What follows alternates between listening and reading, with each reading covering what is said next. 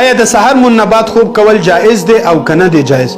ډیر هغه خلک پوښتنه کوي چې هغوی د شپې ډیوټي کوي، ډاکټران وي، څوکیداران وي، هغوی وایي چې موږ ټوله شپه ډیوټي وکړو، کله چې سحر شي د سحر منځ وکړو د هغه نه بعد موږ آرام وکړو وده شو. نو آیا د سحر منبات خوب کول زموږ دپاره جایز دی او کنه؟ هغوی وایي چې موږ ډېرې داسې خبرې اورېدلې دي چې د سحر منبات خوب کول حرام دی، ګناه ده، د انسان په رزق کې کمی راولي، انسان ته ځمکه خیرې کوي، انسان د مشکلاتو سره مخامخ کیږي. دا خبرې څه ثبوت لري او کنه لري؟ د سحر منبات خوب کول دا یو جایز عمل دی، حلال عمل دی، هیڅ ګناه په دې باندې نشته.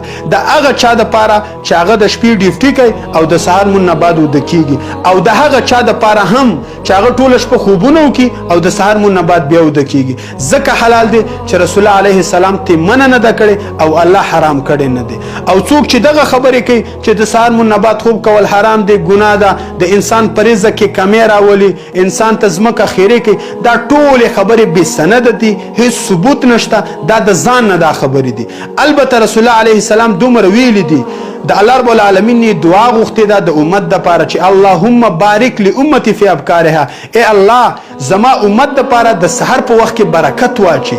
که یو کس سحر کې کار ته وځي الله دې په کار کې ورله برکت واچي، دکان ته وځي الله دې ورله په دکان کې برکت واچي، ورزش کوي الله دې ورله په ورزش کې برکت واچي. نو د دې خو دا مطلب نه شو چې د سحر منبات خوب کول حرام دی، ګناه ده، ځمکه ورته خیرې کوي. برکتي وختي هغه چا دپاره چې څوک کار مار ته وځي، نو د دې خو دا مطلب نه شو چې د سحر منبات خوب کول حرام دی. نو دا یو جایز او حلال عمل دی. څرنګه چې تاسو ته په دغه مسله کې مشکل و، داسې به ډېر داسې ورونه چې هغوی ته به مشکل وي. کوشش کوئ دغه بیان واورئ، ملګرو سره شریک کړئ چې فایدې عامه شي.